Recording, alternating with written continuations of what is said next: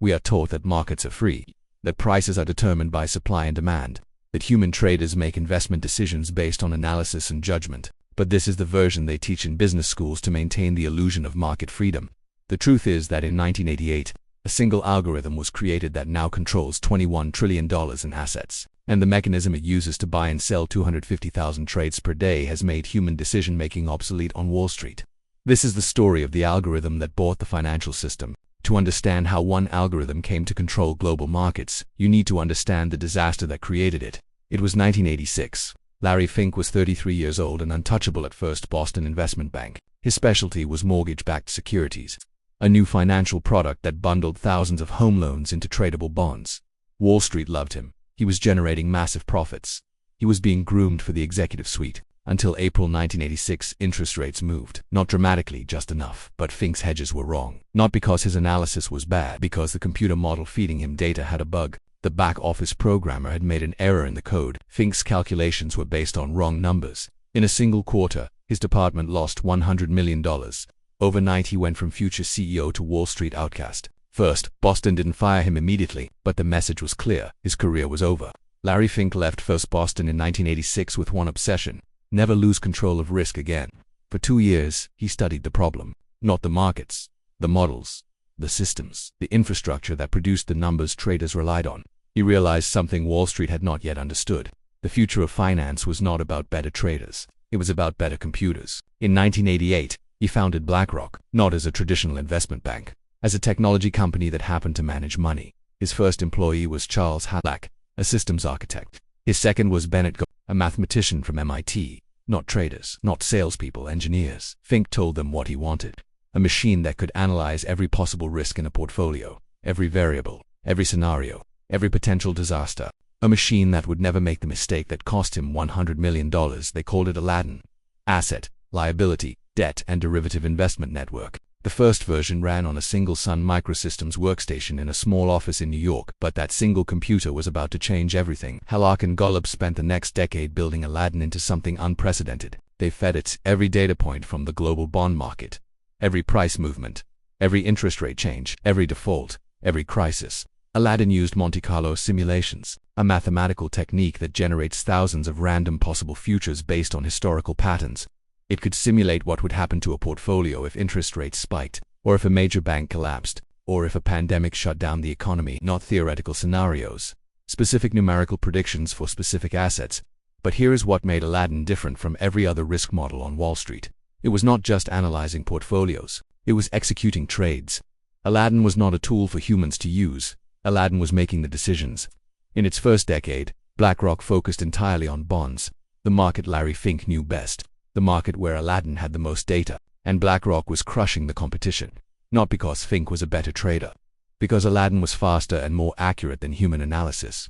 By 1994, BlackRock had its first major test. General Electric owned an investment bank called Kidder Peabody. Its mortgage portfolio was considered the most complex in the world. GA could not figure out what it was worth. No traditional analyst could untangle the risk. They hired BlackRock. Aladdin analyzed the portfolio in weeks. BlackRock delivered a precise valuation. Kidder Peabody was sold to Payne Weber the same year. This was the proof of concept. Aladdin could handle complexity that defeated human analysis. But Fink saw something more. If GE needed Aladdin, every major institution would need Aladdin. In 1999, 2 things happened that changed everything. First, BlackRock went public on the New York Stock Exchange. The company was no longer a boutique bond manager. It was a financial technology platform. Second, Fink began selling access to Aladdin, not to retail investors, to institutions, banks, hedge funds, pension funds. And in 1999, those institutions desperately needed help, because the dot-com bubble was bursting. Trillions of dollars flooded out of stocks and into bonds, exactly where Aladdin had spent a decade accumulating data and perfecting predictions. Within 2 years, BlackRock managed over $1 trillion. A company that barely existed a decade earlier had become one of the largest asset managers on earth, and Aladdin's 18th birthday present in 2006 was even bigger. BlackRock bought the asset management division of Merrill Lynch. Suddenly, Aladdin had access to the entire stock market, every trade, every company, every risk factor in equity markets. Now Aladdin was not just analyzing bonds. It was analyzing everything. But the real explosion came in 2008, when the financial system collapsed and Aladdin became indispensable. The 2008 financial crisis was triggered by the same mortgage-backed securities that Larry Fink had. pioneered 20 years earlier. Banks were holding trillions of dollars in toxic assets, securities so complex that no one knew what they were worth. The US government faced a choice: let the financial system implode, or find someone who could figure out which assets were worthless and which could be salvaged. There was only one system on Earth that could do it: Aladdin. The Federal Reserve handed BlackRock $130 billion in toxic securities to analyze and manage. The Treasury did the same. BlackRock was asked to value the balance sheets of Fannie Mae and Freddie Mac, the two nationalized mortgage giants that held trillions in loans. And then the Federal Reserve gave BlackRock the most extraordinary assignment in financial history: manage the repurchase of $1.25 trillion in mortgage-backed securities. This was not an advisory role. BlackRock was executing trades on behalf of the central bank, using Aladdin to decide which securities to buy and at what price. The US government had effectively outsourced monetary policy to an algorithm. And it was not just America. The European Central Bank hired BlackRock. The Bank of Japan hired BlackRock. Greece and Ireland hired BlackRock to manage their debt crises. Central banks around the world were printing $2.5 trillion and asking Aladdin where to invest it. Here is what this meant. Aladdin was now being fed information that no private entity had ever possessed: the internal workings of central bank balance sheets, government crisis strategies, classified financial data, and all of that information flowed back into Aladdin's models, making it smarter, faster, more accurate. By 2013, Aladdin was managing $11 trillion. By 2020, $21.6 trillion. But that number understates Aladdin's real power, because Aladdin is not just managing BlackRock's assets. It is being used by 200 institutions. Vanguard uses Aladdin. State Street uses Aladdin. Deutsche Bank uses Aladdin. The California Public Employees Retirement System uses Aladdin. 17,000 traders at major banks and funds execute their trades through Aladdin. 250,000 trades per day flow through its servers. Aladdin controls over 50% of all ETF, 17% of the global bond market, 10% of the global stock market. And here is the mechanism that makes this unprecedented. Aladdin is not just analyzing assets, it is analyzing other institutions that use Aladdin. When Vanguard uses Aladdin to decide which stocks to buy, that data flows into BlackRock's version of Aladdin. When Deutsche Bank uses Aladdin to assess risk, BlackRock sees that assessment. This creates information asymmetry. BlackRock knows what its competitors are thinking before they act, because they are all using the same system. And the system is controlled by BlackRock. In 2017, Larry Fink launched a secret project codenamed Monte. BlackRock announced it was switching from human stock pickers to fully quantitative strategies. Translation: Aladdin would no longer be a tool that humans used to make decisions. Aladdin would be making the decisions and humans would execute them. By 2020, Aladdin was no longer just using data to predict markets. It was using artificial intelligence to learn patterns that humans could not see. Natural language processing algorithms scan news feeds in real time.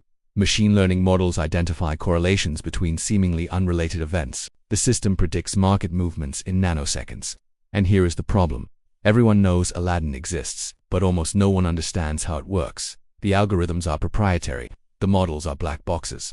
Even the traders using Aladdin cannot see the logic behind its recommendations. They just know that Aladdin is usually right, and if you do not follow Aladdin, you lose.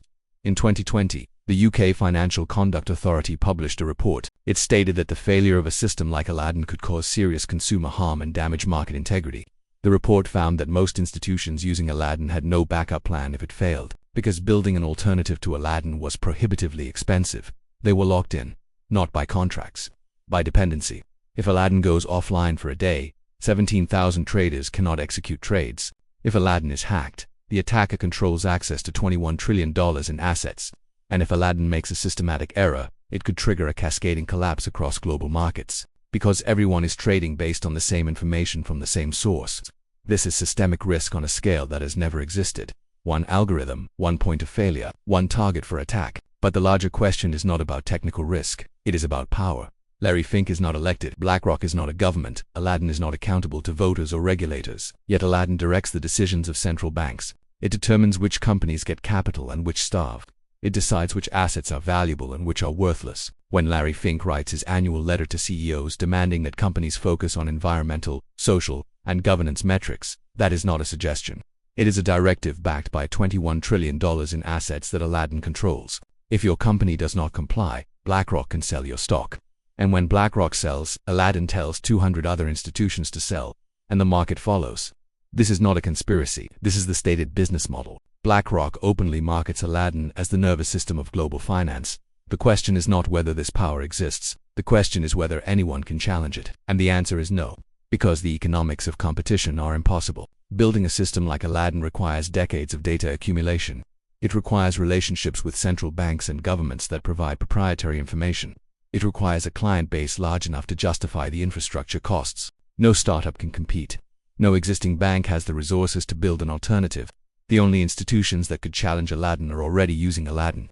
This creates a permanent lock-in. BlackRock is not just managing assets. It is managing the infrastructure that makes asset management possible, and that infrastructure is now too big to replace, too integrated to remove, too powerful to regulate. In 2024, BlackRock began its next expansion, tokenizing assets on blockchain, converting real-world securities into digital tokens that can be traded instantly. This is not about cryptocurrency. This is about creating a new layer of financial infrastructure, where every asset is recorded on a ledger, and that ledger is controlled by BlackRock. Larry Fink stated publicly that tokenization would revolutionize finance, that every stock, bond, and fund would eventually exist as a digital token, and BlackRock is building the platform that will manage those tokens. Using Aladdin, here is what this means. In 10 years, it may not be possible to trade any major asset without going through BlackRock's infrastructure, not because of regulation, because of technical necessity. If the entire market operates on tokenized assets, and BlackRock controls the tokenization platform, opting out means opting out of markets entirely. This is not ownership of companies. This is ownership of the system itself.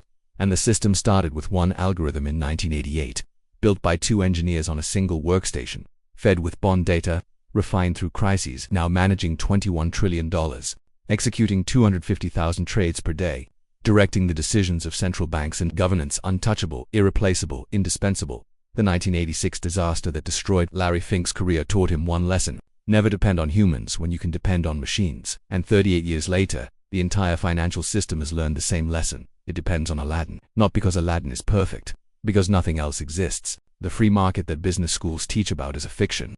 Markets are not determined by millions of independent decisions. They are determined by one algorithm that has spent 3 decades accumulating more data, more computing power, and more institutional trust than any competing system could ever build. This is not a prediction about the future. This is the present reality. When you invest in a pension fund, Aladdin is managing it. When you buy an ETF, Aladdin selected the stocks. When a central bank prints money, Aladdin tells them where to deploy it. The algorithm that was built to prevent one man from losing control has given one company control of everything. And that company is not selling access to replace Aladdin. It is selling access to use Aladdin, which means every institution that adopts the system becomes dependent on the system.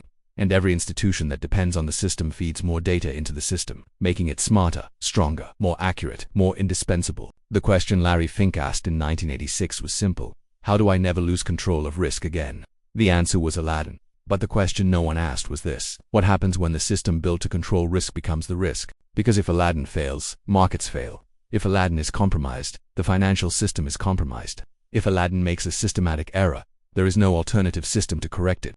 The algorithm that bought Wall Street did not conquer through force. It conquered through necessity. And now necessity has become dependence, and dependence has become control. The 1988 algorithm did not just buy Wall Street. It became Wall Street.